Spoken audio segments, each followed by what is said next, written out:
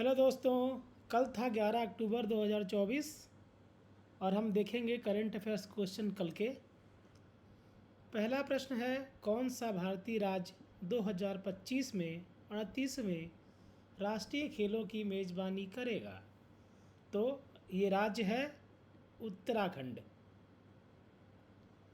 दूसरा सवाल है, सरकारी सेवाओं तक पहुंच को बेहतर बनाने के लिए डिजी लॉकर ने किस प्लेटफॉर्म के साथ साझेदारी की है?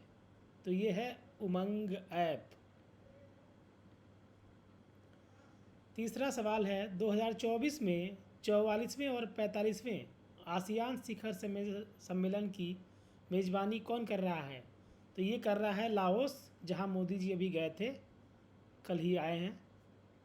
चौथा सवाल है, नागरिक कल्याण के लिए भारतीय नौसेना की कौन सी पहल शुरू की गई है?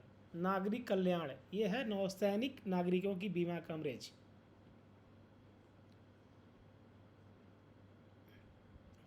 पांचवा सवाल है, दुनिया में सबसे ऊंचे इमेजिंग चिरंगो टेलीस्कोप का अनावरण कहाँ हुआ है? तो ये हुआ है लद्दाख में। विश्व प्रवासी पक्षी दिवस 2024 का विषय क्या है? इसका विषय है पक्षियों के लिए कीड़े। तो इस आप चाहें तो पक्षी दिवस भी पता कर सकते हैं, प्रवासी पक्षी दिवस किस दिन होता है। सातवां सवाल है, अक्टूबर 2024 में सीमा सुरक्षा पर केंद्रित कौन सा सम्मेलन सिक्किम में आयोजित किया गया? ये हुआ था नौसेना कमांडरों का नहीं, सेना कमांडरों का शिखर सम्मेलन। ये है, ध्यान देना है, नौसेना सेना, तो उसमें कंफ्यूज नहीं होना है। अक्टूबर 2024 में लाओस की अपनी यात्रा के दौरान पीएम मोदी ने किस शिखर सम्मेलन में भाग लिया? तो ये था आसियान भारत शिखर सम्मेलन। नौवां प्रश्न है, प्रधानमंत्री ने आसियान भारत शिखर सम्मेलन के लिए लाओस के किस शहर का दौरा किया? ये है वियंटाइन, जो उसका कैपिटल है। 10वां है, लाओस में 19वें पूर्वी एशिया शिखर सम्मेलन में पीएम मोदी की भागीदारी का प्रमुख विषय क्या था?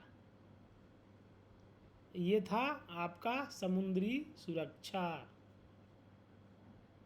11वां सवाल है, लाओस की अपनी यात्रा के दौरान पीएम मोदी ने कौन सी 10 सूत्री रणनीति का प्रस्ताव रखा? ये है ASEAN Bharat connectivity and resilience, इसको इंग्लिश में बोलते हैं। 12वां है, पीएम मोदी की यात्रा के दौरान आसियान के साथ भारत के सहयोग पर चर्चा मुख्य रूप से किस क्षेत्र पर केंद्रित था? ये है टेक्नोलॉजी एंड कनेक्टिविटी। 13वां है, लाओस की अपनी यात्रा के दौरान पीएम मोदी ने कौन सा सांस्कृतिक प्रदर्शन देखा? ये था लाओ रामायण, इसको फलक फलम कहते हैं। तो दोस्तों, ये था कल के करंट अफेयर्स आधारित क्विज। और दोस्तों, इसको सब्सक्राइब करना ना भूलें प्लीज़।